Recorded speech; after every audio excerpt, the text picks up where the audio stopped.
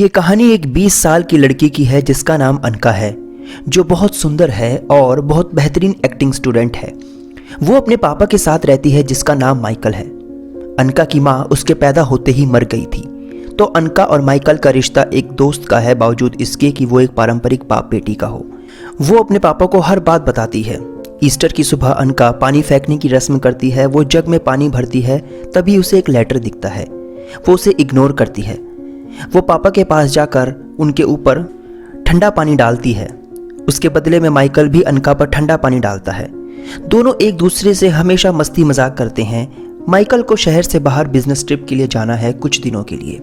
अनका को फ़ोन आता है। वो अपने बॉयफ्रेंड से बात करती है। वो जल्दी में कहती है अपने पापा से कि पापा क्या फ़ोन का रिसीवर रख दोगे, मैं अपने कमरे में जाकर फ़ोन को कनेक्ट कर लूँगी।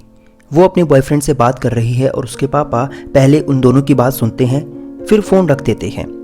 अनका अपने पापा को अलविदा कहती है।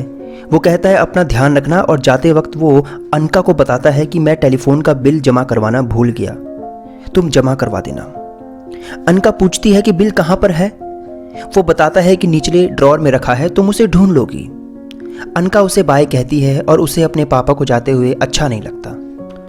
वो ड्रॉर में से बिल ढूंढती है कि उसे अचानक वही लेटर दिखता है। वो फिर उसे नज़रअंदाज कर देती है।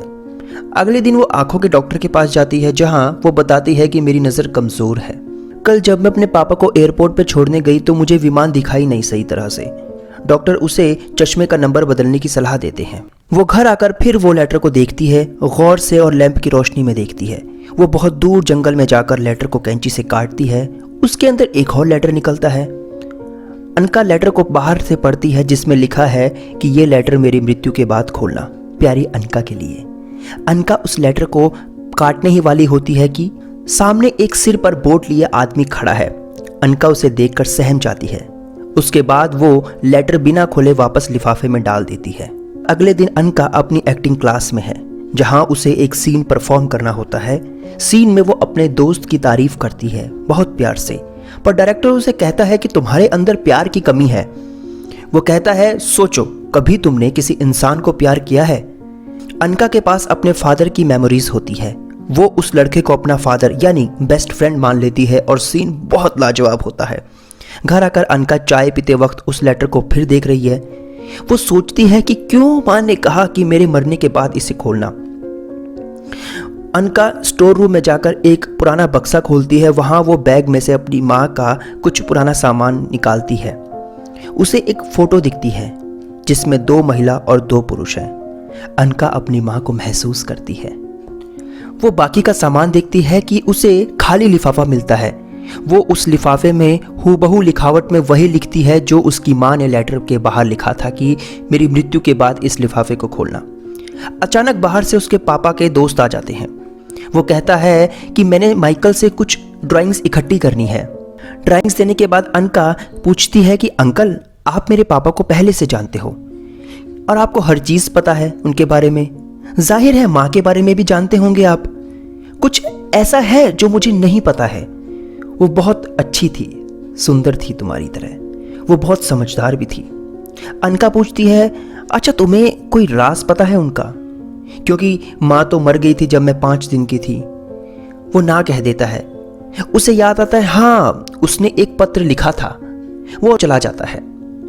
माइकल अपनी बिजनेस ट्रिप से वापस आता है और अनका उसे लेने जाती है।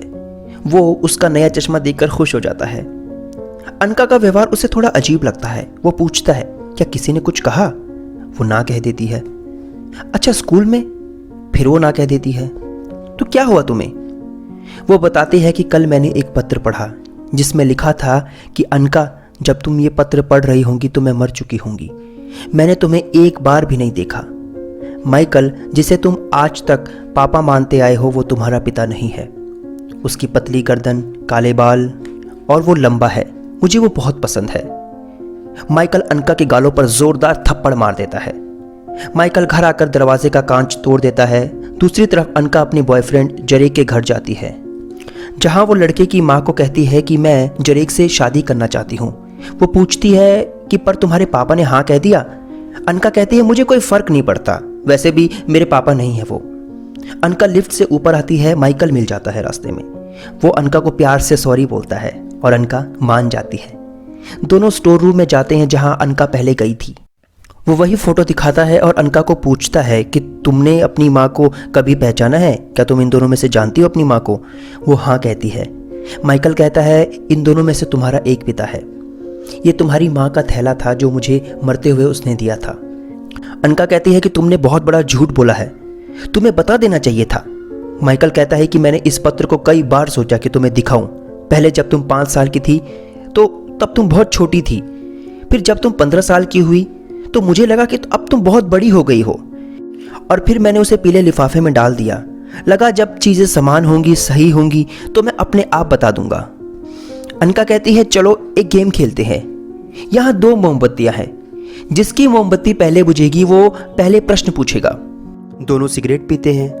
अनका कहती है कि आप जीते, चलो आप पूछिए। जवाब मैं ईमानदारी से दूंगी। वो पूछता है कि तुमने लेटर क्यों पढ़ा? अनका कहती है क्योंकि मैं तुम्हें प्यार करती हूं। पहली बार मुझे पत्र तब मिला जब मैं 16 साल की थी। आपके फाइल में से आप हर बार लेटर को अपने साथ लेकर जाते थे और इस बार नहीं ले गए और मुझे कहा कि बिल जमा करो ताकि मेरा ध्यान उस पर जाए। कई बार मैं दोस्तों के बीच जब मैं होती थी तो मुझे वो बहुत हंसाते थे। मैं उनके साथ खेलती थी और मैं खुश थी, पर थोड़ी देर बाद मुझे ये खुशी फीकी लगती थी। मुझे तुम्हारी याद आने लगती थी। मैंने तुम्हें अपना दोस्त माना है। हर पल, क्लास में, एक्टिंग में, पार्क में, हर जगह तुम्हारा साथ मिला है मुझे। मेरी दुनिया आसान हो गई थी। दोनों वाइन पीते हैं, तभी बाहर से उसका दोस्त आता है। वो माइकल को कुछ ड्राइंग्स देता है। माइकल उसे एक खुशबूदार गम देता है। बदले में वो तीनों वाइन पीते हैं, पर अनका उन दोनों को छोड़कर अंदर आकर रोने लगती है। वो उसे समझाने की कोशिश करता है कि पर सब व्यर्थ है। माइकल लेटर को देखता है बड़े गौर से। अनका कहती है क्यों तुमने ये बात इतने सालों तक छिपाई? अब फैसला तुम्हारे हाथ में है। ये लेटर अगर मैं ना पढ़ती तो तुम क्या करते? ये राज राज रखते या मुझे बताते?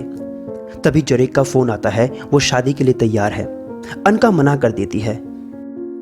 माइकल कहता है जब आप अपनी बेटी को बड़ा होता हुआ देखते हो ना, तो आप उसे हर तरीके से बेहतर सुविधा देना चाहते हो, पर कहीं ना कहीं आप कोई भूल कर बैठते हो, और वही भूल उसकी स्वतंत्रता होती है। तुम हमेशा से आज़ाद थी। मुझे पता लगा कि 3 साल पहले तुम्हारा बॉयफ्रेंड था। तुम उसके साथ समय बिताने उसके घर गई थी। किसी भी पिता को यह सही नहीं लगता है और तुम्हारे लिए ठीक है, पर यह तुम्हारा फैसला था। और अगर तुम पर कोई आपदा आती तो मैं हमेशा तुम्हारी मदद करता, क्योंकि मैं तुम्हारा पिता हूं, तुम्हारा शुभ चिंतक हूं। इसके बावजूद तुम प्रेग्नेंट हो गई और एक बाप होने के नाते मैंने तुम्हारी मदद की। हाँ, पर तुमने कभी नहीं समझा कि मेरी माँ के बारे में बताना जरूरी है। माइकल अपना सामान बांधता है। अनका सो रही है। उसकी जैसे ही आंख खुलती है वो पापा को पुकारती है, पर वो कहीं नहीं है। अनका रोने लगती है। वो माइकल को हर रूम में ढूंढती है। उसे लगता है पापा चले गए हमेशा के लिए। वो खिड़की से बाहर देखती है कि माइकल जा रहा है। वो आवाज लगाती है और कहती है मैंने झूठ कहा था, मैंने कोई लेटर नहीं पढ़ा। इसे मैंने खुद लिखा था हूबहू। मैंने कोई लेटर नहीं पढ़ा था। उस दिन जब आप एयरपोर्ट पे थे तो मैंने माँ की लिखावट देखी और मैंने हूबहू एक और लेटर लिखा। वो दोनों असली वाला लेटर निकालते हैं। दोनों लाइटर से लेटर को जला देते हैं। लेटर का थोड़ा सा भाग बच जाता है। अनका उसे देखती है। पापा वहीं खड़े हैं। वो उसे पढ़ती है और जिसमें लिखा है मेरी प्यारी बेटी, मैं आपको बताना चाहती हूँ जो ज़रूरी है, माइकल नहीं है। अनका कहती है बाकी का हिस्सा जल गया और कहानी यहाँ पर ख़त्म हो जाती है। क्रिस्टोफ किस्लोवस्की की डेकालॉग का 4th एपिसोड आपको कैसा लगा कमेंट सेक्शन में ज़रूर बताइए। बाकी डेकालॉग की स्टोरीज अगर आपने नहीं सुनी है तो आपको उसका लिंक डिस्क्रिप्शन में मिल जाएगा। बाकी चैनल पर नए हो तो सब्सक्राइब करो।